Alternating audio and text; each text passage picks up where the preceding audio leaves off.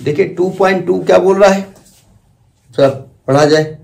लिखा है a regular hexagon of side 10 centimetre has a charge of 5 microcoulomb at each of its vertices. Calculate the potential at the centre of hexagon. देखिए पहले तो एक hexagon बना लिया जाए। अब वो भी रेगुलर हेक्सागन, मतलब रेगुलर स्कूल आता जाता रहता है।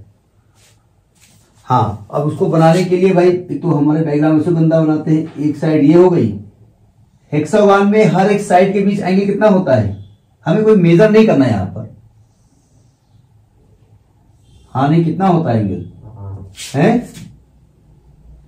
Very good. मतलब आपने मैथ इंटर में छोड़ी है, हाई स्कूल तो ली होगी ना। हेक्सागन के हर एक, नहीं ये कोई बात हुई, 2 साल हो गए छोड़े। पूरी 2 का पढ़ा सुना होगा ना, बचपन में हम पढ़ते थे, काम खत्म। ये कोई बात थोड़ी है। हाँ तो यही तुम कह रहे हो, क्यू क्यू क्यू क्यू। नहीं, पसंद होने से नहीं होता। मैथमेटिक्स ये नहीं कहती हमको तुम पसंद करो, ठीक है। अब देखो इसकी हर एक साइड को हमने ए मान लिया, जरा समझने की कोशिश करिएगा। इसकी हर एक साइड को हमने ए मान लिया और हर एक साइड की जो वैल्यू लिखी हुई है वो लिखी हुई है आपकी 10 सेंटीमीटर। 10 सेंटीमीटर बोले तो 0.1 मीटर। अब देखो हर एक पे चार्ज दिया हुआ है। कितना चार्ज रखा हुआ है? 5 माइक्रोकूलम। हर एक पे चार्ज रखा है 5 इंटू 10⁻⁻6 कूलम। अब देखो ध्यान से, अपने सेंटर फाइंड करना पड़ेगा हमको। तो सेंटर फाइंड करने के लिए इसके डायगोनल मिला दो। एक ये डायगोनल होगा, एक ये डायगोनल होगा, एक ये, जबरदस्ती मिलाएंगे क्योंकि हमारा डायग्राम वैसे बंदा बनाते हैं, ठीक है। अब बताइए, अब आपको तो ए से लेकर के ओ की दूरी चाहिए, बी से ओ चाहिए, सी से ओ चाहिए, डी से ओ चाहिए, ई से ओ चाहिए, सी से एफ से ओ चाहिए, नहीं चाहिए।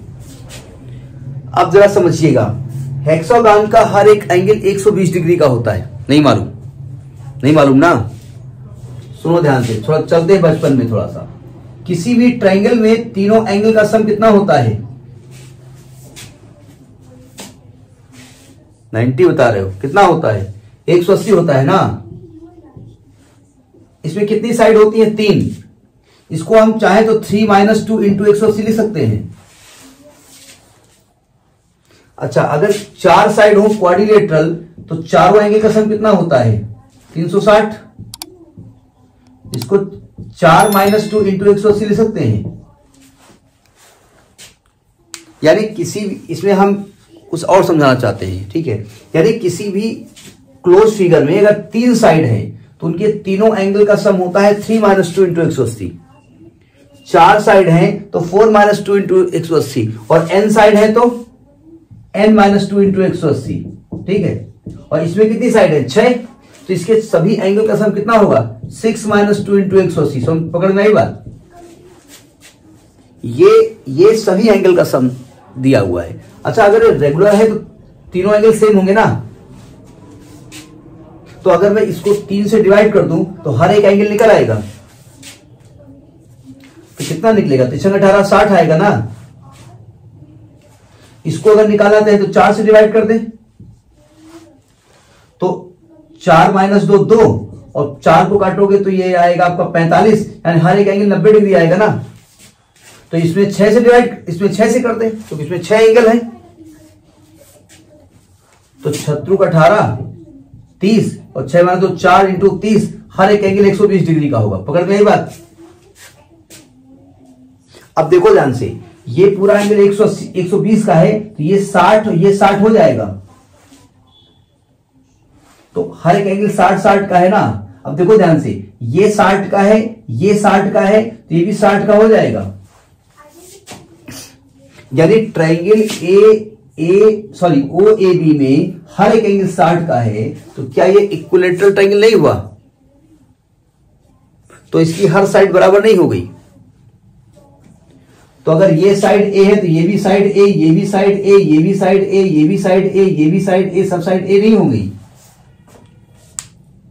यही मैं बताना चाहता था। हम चाहते डायरेक्ट 2A लिख देते, लेकिन मैथमेटिक्स वाले जिनको ये, बायोलॉजी वाले जिनको ये भूल गए कि तीनों एंगल का सम कितना होता, बचपन में पढ़ाता, तुमको तो ये कहां से याद रहेगा। खैर, हम यही बताना चाहते थे, ठीक है।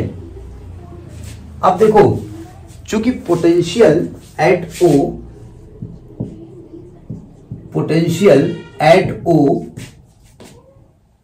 O due to all charges, कितने चार्जेस हैं? 6 चार्जेस है ना। तो तीनों छह जो चार्जेस हैं वो पोटेंशियल सेम क्रिएट करेंगे ना। तो अगर नेट पोटेंशियल, टोटल पोटेंशियल हम निकालें तो V बराबर, तो 6 times of potential due to 1 हो जाएगा। अब V1 तो निकाला नहीं हमने, तो डायरेक्ट लिखते हैं 1/4 पाई एप्सिलॉन नॉट Q/A। क्यों? बस हो गई कहानी। हम ये A बताने के लिए कहानी बता रहे थे, ठीक है। तो 6 इंटू, इसकी वैल्यू हुई 9 इंटू 10⁻⁹, चार्ज है आपका 5 इंटू 10⁻⁻6 अपान ये होगा 0.1। पॉइंट हटाएंगे, 1 0 कहीं भी खिला देंगे, यही खिला दो। अब 6×5 30 और 3 9 27, 270, 6×5 30 9 27, 2700 इंटू 10⁻3, यानी कि 2.7 इंटू 10⁻6 वोल्ट। ये आएगा, ये आपका टोटल पोटेंशियल सेंटर पे होगा। ये समझ आया ना जो हमने कहानी बताई है साइड वाली। ये आपको ये नहीं समझाना एग्जाम में कि ट्रायंगल का होता है, फिर इसका होता है, फिर इसका होता है, इसलिए ये A होगा। वो अंडरस्टूड है, डायगोनल 2A होता है, ठीक है। रेगुलर हेक्सागोन में डायगोनल जो होता है, हर एक डायगोनल साइड का डबल होता है, तो ये सेंटर से दूरी सबकी बराबर हो जाती है, ठीक है। तो ये आपका 2.2 हुआ, ठीक।